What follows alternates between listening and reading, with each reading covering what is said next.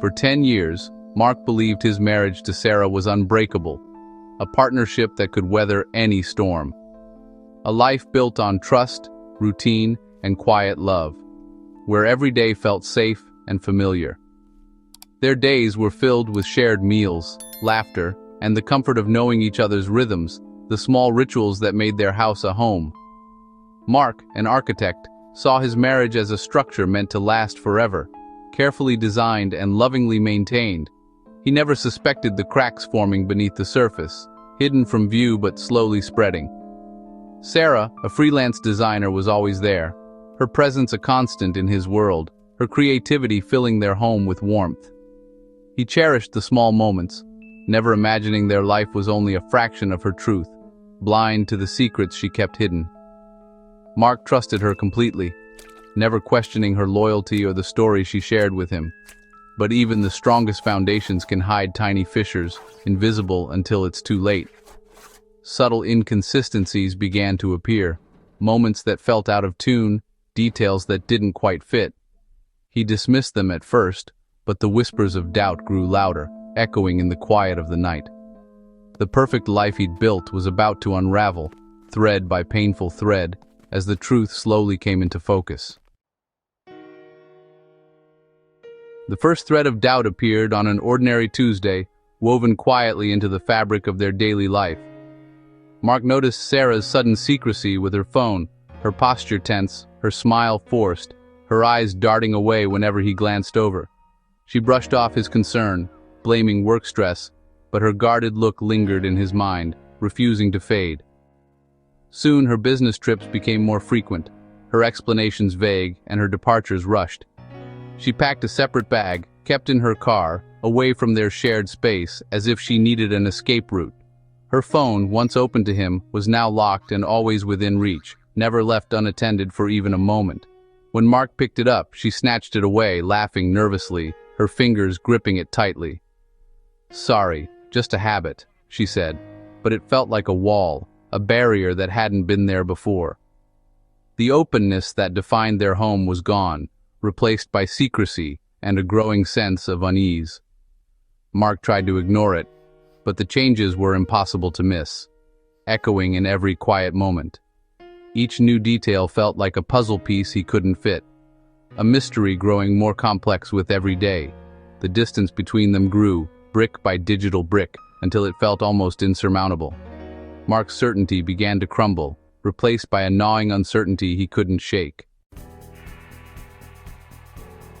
Mark's unease pushed him to investigate, a step he never thought he'd take. He searched their shared computer, hoping for reassurance. Instead, he found browser history filled with searches for dual residency, separate finances, and bigamy. The word bigamy chilled him. He discovered searches for bus schedules to Northwood, a town he'd never heard her mention. In their cloud account, he found a password-protected folder, NW Project.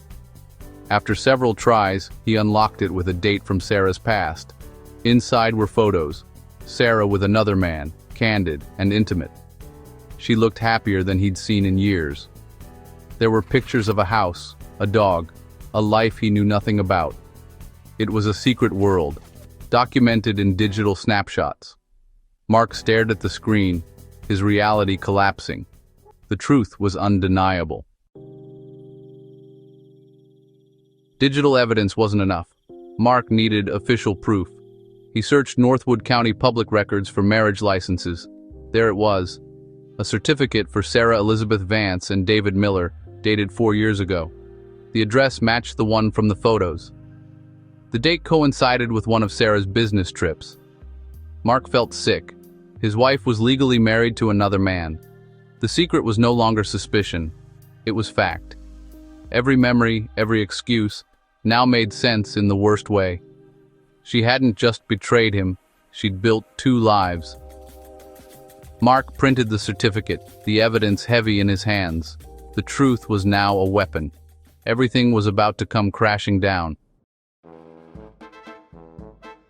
Armed with undeniable proof, Mark knew he had no choice but to contact David Miller, the man whose name kept appearing in Sarah's hidden documents. He found David's number and, after hours of anxious hesitation, finally forced himself to call, his hands trembling. David answered, completely unaware of the emotional storm about to hit his world.